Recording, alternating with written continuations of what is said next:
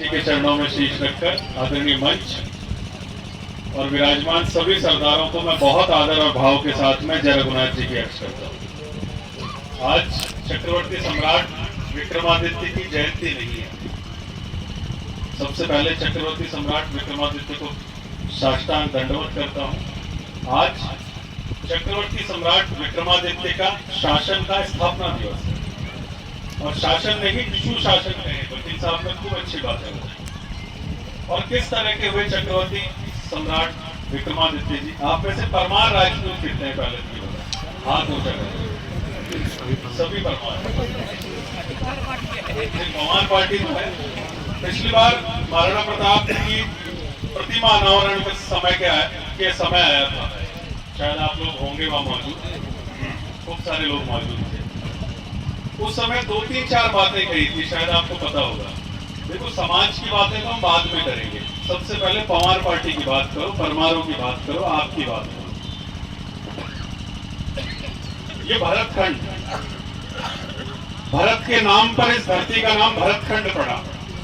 धरती माता है ये। आपकी खुद की कुलदेवी की जय करो अगर जय कर रही है। कितने लोग हैं जो कुलदेवी के जाते हैं नमस्कार करने के लिए, उन्हें प्रणाम करने के लिए? 2-3 हाथ उठाएं। कुलदेवी सच्ची आए माता आपकी, परमारों की जयकार करनी है तो सबसे पहली कुलदेवी की करो।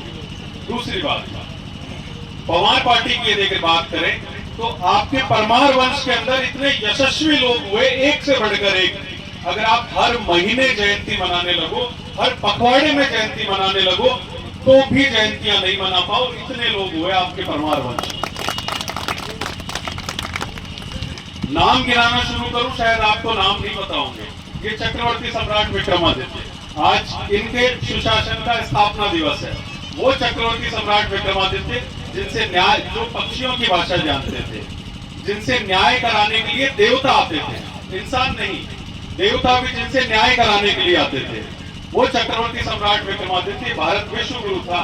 बात तो हम सब करते हैं कि भारत विश्व गुरु था, लेकिन ये भारत विश्व गुरु यदि किसी समय था तो उस पहले व्यक्ति का नाम है चक्रवर्ती सम्राट विक्रमादित्य। और किस तरह के और भी परमार वंश में लोग हुए। आज जालौर की धरती पर, एक बार पहले जालौर भी गए थे, वहां भी परमारों के गांव है, वहां जाके चर्चा की। आज जालौर की धरती पर चक्रवर्ती सम्राट विक्रमादित्य की 11 फुट ऊंची मूर्ति का अनावरण हो रहा है। अपने पूर्वजों को यदि आप नमस्कार नहीं करोगे, देखिए सब लोग यहाँ मौजूद हैं, आप सीनियर लोग जितने भी मौजूद हैं या युवा वर्ग जो भी है, एक बात पूछना चाहूंगा कि आपके दादा को पूरा गांव तो आके नमस्कार करे और आप उसे नमस्कार नहीं करो तो उनके मन में क्या, गांव को तो आशीर्वाद देंगे, लेकिन उनके मन में क्या एहसास आएगा कि नाजोगा मेरे खानदान में कहां से हो गया? आएगा या नहीं आएगा? इसके विपरीत आपके दादा को अगर गांव भी नमस्कार करे और आप भी नमस्कार करो तो गांव को अगर एक हाथ से आशीर्वाद देंगे तो आपको 2 हाथ से आशीर्वाद देंगे या नहीं देंगे? यही स्थिति हमारे पूर्वजों की। राजस्थान में जो सबसे बड़े लक्खी मेले लगते हैं, उनमें से एक लक्खी मेला आपके पूर्वज का लगता है। कितने लोग जाते हैं मुझे बताओ? एक हाथ उठा सकते। इनके बड़े भाई राजा भर्तृहरि जी का, इनके बड़े भाई राजा भर्तृहरि जी परमार, राजस्थान के लक्खी मेलों में से एक लक्खी मेला सबसे बड़ा उनका। भर्तृहरि जी के जाते नहीं है, हम जाएंगे नहीं तो जब जाएगा उसे तो मिलेगा आशीर्वाद, आप नहीं जाओगे तो आप आशीर्वाद से वंचित रह जाओगे। और किस किस तरह के लोग हुए आपके यहाँ परमार वंश में? राजा जगदेव परमार, नाम नहीं जानते होंगे, कितने लोग नाम जानते हैं? खूब सारे हाथ उठे। राजा जगदेव परमार जिनकी आंट दी जाती है, दुहाई दी जाती है, यदि अगर कोई दातार की करे, मतलब दानवीर कोई है तो राजा परमार, जगदेव परमार दानवीर है, जिनका सुबह सुबह के समय में नाम लिया जाता है। राजा भोज परमार, भूल गए हम पूर्वजों को। और परमार वंश में तो इतनी सतियां हुई, इतनी शक्तियों ने अवतार लिया। अंतिम सती परमार वंश की रूपा दे परमार, बाड़मेर जाओ तो रूपा दे परमार के नाम से अनेकानेक संस्थान है, लोग सुबह सुबह पूजा करते हैं, मंदिर बने हुए हैं उनके, लेकिन जाते नहीं हम लोग। हम जाएंगे नहीं। देखिए सीधी सी बात है, आपके जो पुराने महल, पुरानी हवेलियां होंगी घरों में, या पुराने मकान होंगे, अगर आप उन मकानों को छोड़ दोगे तो दूसरे लोग आके कब्जा कर लेंगे उसको, फिर आप उनसे झगड़ा करते रहना है। यही स्थिति हमारे पूर्वजों की हो गई। हमारे पूर्वजों की जयंतियां हमने मनाना छोड़ दिया, हमने उन्हें याद करना छोड़ दिया, इसीलिए मिहिर भोज को और कोई चुरा के नहीं लाया। इसी तरीके से आपके पूर्वजों को, परमार वंश के पूर्वजों को आप लोग यदि अगर पूजोगे नहीं तो आने वाले 10-20 साल बाद में लोग जगदेव परमार की पूजा करेंगे, भर्तृहरि जी की पूजा करेंगे, विक्रमादित्य की करेंगे, भोज परमार की करेंगे, रानी रूपा देवी को याद करेंगे, सचियाय माता को याद करेंगे, फिर आप झगड़ा करते रहना और मुकदमे खाते रहना। अपने हर एक पूर्वज की जयंतियां मनाना शुरू कीजिए, घरों में तस्वीर लगाना शुरू कीजिए, वो पूर्वज जिनके स्थान पर जाकर लोग आशीर्वाद देते हैं, जिन्हें लोक देवता के रूप में पूजते हैं। और किस तरह का यशस्वी वंश है आपका। हिंदुस्तान की धरती से बाहर अगर बात करूं, पाकिस्तान की धरती पर, तो पाकिस्तान में अगर किसी ने केसरिया फहरा रखा है तो ये परमार वंश ने फहरा रखा है। अमरकोट के राणा हमीर सिंह जी सोडा परमार वंश की तो एक खाम है। और इस पवार पार्टी की और यदि अगर बात करें, क्योंकि मंच पे अतिथि खूब है, आपको उनको सुनना है, परमार पार्टी की, इस पवार वंश की और यदि अगर बात करें, इस पवार पार्टी की धरती की बात करें, तो चूंकि अभी आज के समय में जो सबसे राजपूत का खून खौला हुआ है, राजपूत उद्वेलित है, तो एक बात के ऊपर उद्वेलित है कि हमारे पूर्वज भारत सम्राट महाराणा सांगा का एक तुच्छ सा व्यक्ति आकर और उनके लिए अपशब्द बोल जाता है, हमारा खून नहीं खौलता। पवार पार्टी के लोगों का खून सबसे पहले इसलिए खोलना चाहिए कि उनकी युद्ध स्थली एक बार नहीं अनेकानेक बार उनकी युद्ध स्थली हुई थी, तो ये पवार पार्टी की। आपको नहीं पता तो गिनाना शुरू करता हूं, गिनिए। इब्राहिम लोदी, उस समय का लोग कहते हैं कि एक मिथक और हिंदुस्तान में है कि अंतिम हिंदू सम्राट पृथ्वीराज चौहान। पृथ्वीराज के लिए सबसे छोटी उपाधि है ये हिंदू सम्राट, सबसे छोटी उपाधि। वो इसलिए कह रहा हूं कि पृथ्वीराज विजय महाकाव्य अगर किसी ने भी पढ़ा हो, पृथ्वीराज विजय महाकाव्य में उनकी पदवी दी गई है भारतेश्वर, यानी कि भारत का ईश्वर। उनके सामने भारत का ईश्वर, जहां भारत के सब धर्म जातियों के लोग रहते हैं, उनका ईश्वर। वो पृथ्वीराज के बाद में इस हिंदुस्तान के अगर कोई भारत सम्राट हुए तो उनका नाम है महाराणा सांगा। वो क्यों हुए? क्योंकि उस समय दिल्ली का शासक था इब्राहिम लोदी। इब्राहिम लोदी को 1517 में कोटा बूंदी के पास में जगह खातोली में मात्र 6 घंटे में दिल्ली के शासक को राणा सांगा ने हरा दिया। और दिल्ली जीत लेने के बावजूद, दिल्ली के शासक को हरा देने के बावजूद उन्होंने अपनी राजधानी दिल्ली नहीं बनाकर चित्तौड़ रखकर ये संदेश दिया कि गेहूं छोड़ के मक्की खाना, लेकिन मेवाड़ छोड़ के कहीं न जाना। उन्होंने मेवाड़ का मान पूरे हिंदुस्तान में ऊंचा कर दिया। और बात करें उसके बाद, राणा सांगा पूरे देश की धुरी हो चुके थे तो महाराणा सांगा हो चुके थे। देश की राजधानी चित्तौड़ हो गई थी और इब्राहिम लोदी उनका एक सामंत मात्र था।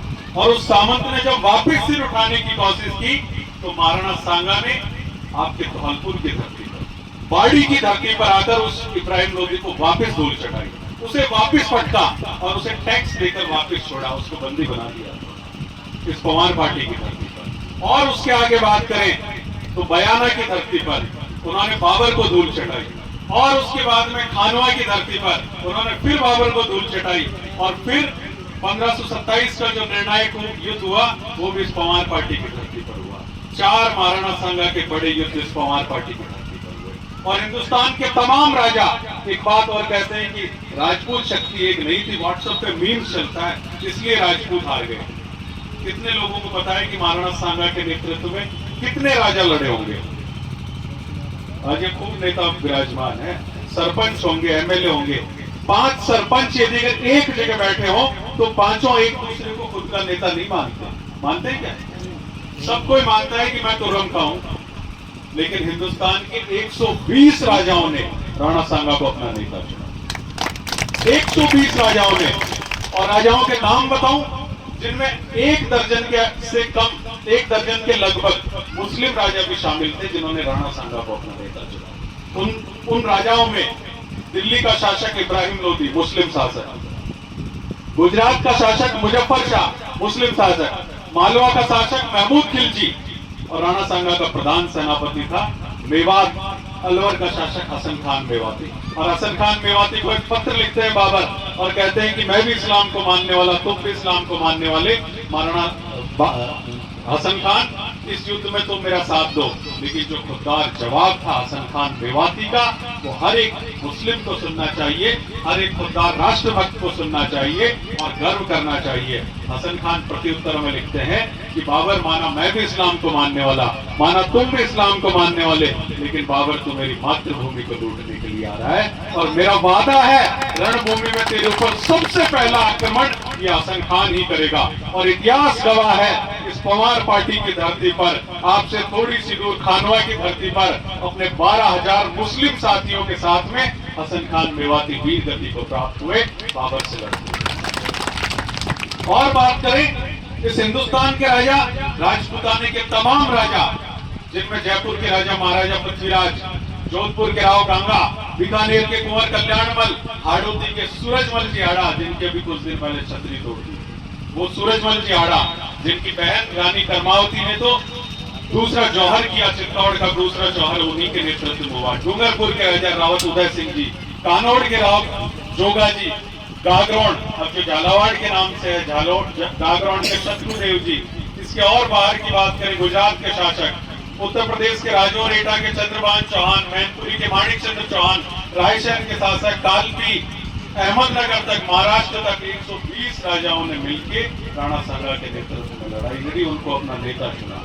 तो इस पवार पार्टी की धरती पर, और आह्वान करूंगा, निवेदन करूंगा आप सभी से, 12 अप्रैल को राणा सांगा की इंग्लिश डेट के हिसाब से जयंती है और 22 अप्रैल को विक्रम संवत की तिथि के अनुसार, हिंदू नववर्ष बोलना भी छोड़िए, ये नववर्ष, ये जो तिथि है जिसे हम हिंदू नववर्ष कहते हैं, ये आपके पूर्वज के नाम पे है, विक्रम संवत के नाम पे। आप ही उसे हिंदू नववर्ष कहने लग जाओगे, अपने बाप दादा का नाम भूलकर, तो सारी दुनिया कहने लग जाएगी। विक्रम संवत के अनुसार उनकी 22 अप्रैल को उनकी जन्म जयंती है। 12 अप्रैल से 22 अप्रैल के बीच में पूरे देश के लोग, खुददार नागरिक, एक पखवाड़ा मनाते हुए महाराणा सांगा की जयंती मनाए। न सिर्फ महाराणा सांगा की जयंती मनाए, तस्वीर घर में रखें, और न सिर्फ महाराणा सांगा बल्कि हमारे हर एक उन महापुरुष की, हर एक वीर पुरुष की, जिन्होंने इस मातृभूमि के लिए अपना सर्वस्व बलिदान दिया, उनकी जयंतियां मनाना शुरू कीजिए। और लोगों के लिए होंगे ये राजा, आप अधिकार से यदि बात करेंगे तो आपके दादा है, आपके परदादा हैं और लोक देवता है राणा सांगा। बसवा में चबूतरा है, मैं सभी से निवेदन करूंगा कि बसवा में महाराणा सांगा का चबूतरा है। खानवा के युद्ध में जब घायल हो गए थे तो सुरक्षित स्थान मानकर उन्हें बसवा में लेके गए थे, जहां उनका प्राणांत हुआ, जहां उनका देवलोक गमन हुआ। वहां महाराणा सांगा के इतने चमत्कार तो मैंने, जहां उनकी धूपबत्ती होती है सुबह शाम, और स्थानीय लोग लोक देवता के रूप में उन्हें पूजते हैं, भोगिया के रूप में पूजते हैं। अनेक अनेक गांवों के लोग सुबह शाम उनकी आरती करते हैं, धूपबत्ती करते हैं। और महाराणा सांगा के इतने चमत्कार तो मैंने देखे हैं, यदि अगर बताने लगूं तो आपके रोंगटे खड़े हो जाए, और सुबह से शाम तक हो जाए, इतने चमत्कार महाराणा सांगा के देखे हैं। लोक देवता के रूप में उन्हें बसवा में पूजते हैं, देवता के रूप में उन्हें मांडलगढ़ में पूजते हैं, जहाँ उनका अंतिम संस्कार किया गया, और जहां उदयपुर में उनकी छतरियां हैं, वहां भी धूप भोग लगता है। तो ये हमारे वीर पुरुष भोगियों के रूप में आज भी इस समय मौजूद है। सूक्ष्म शरीर में, पंच भौतिक शरीर में हम मौजूद हैं, पंच भौतिक शरीर है ये, त्रिभौतिक शरीर में वो भी मौजूद है। ये हम इन आंखों से उन्हें देख नहीं सकते, हमारी आंखें उस काबिल नहीं। कभी तो हम विवाह होने के उपरांत में, शुभ मांगलिक कार्य होने के उपरांत में देवता ढोकने के लिए किस लिए जाते हैं ये पूर्वज। तो निश्चित रूप से आपको उनको मानना चाहिए, अपने हर एक पूर्वज की जयंती मनानी चाहिए। मैं आयोजक मंडल को और इस पूरी युवा टीम को बहुत बहुत धन्यवाद दूंगा और आमंत्रित करूंगा कि आप जयपुर पधारें। आपका सम्मान करूंगा सिर्फ इसलिए कि आपने पहली बार लीग से हटकर अपने पूर्वज की जयंती मनाना शुरू किया। और बहुत धन्यवाद दूंगा डॉक्टर रामकेश सिंह जी परमार को कि आपका विशेष मुझसे स्नेह था और लाड था। आज उदयपुर में प्रोग्राम था, पर डॉक्टर साहब ने रात को कहा कि आना ही आना है, उदयपुर कैंसिल करके यहाँ आना पड़ा। और आमंत्रित करूंगा आप सभी पधारें और अपने पूर्वजों की जयंतियां मनाना शुरू कीजिए। हर एक पूर्वज की जयंतियां मनाना शुरू कीजिए। अगर इतिहास नहीं है आपका उनके पास में, फोटोग्राफ्स नहीं है, तो संपर्क कर लेना, अवेलेबल करा देंगे। साथ साथ वो अपनी कुलदेवी के जाके भी ढोक लगाना शुरू कीजिए। इस कलयुग में यदि अगर आपकी कोई पार लगाएगी तो आपकी कुलदेवी ही लगाएगी। ये कुलदेवी की ही ताकत थी कि माथा कटने के बाद में आदमी लड़ा करते थे। कुलदेवी की ताकत थी, हमारी ताकत नहीं थी। कुलदेवी, कुलदेवता, पितरों और पूर्वजों को पूजना शुरू कीजिए। पुनः एक बार धन्यवाद।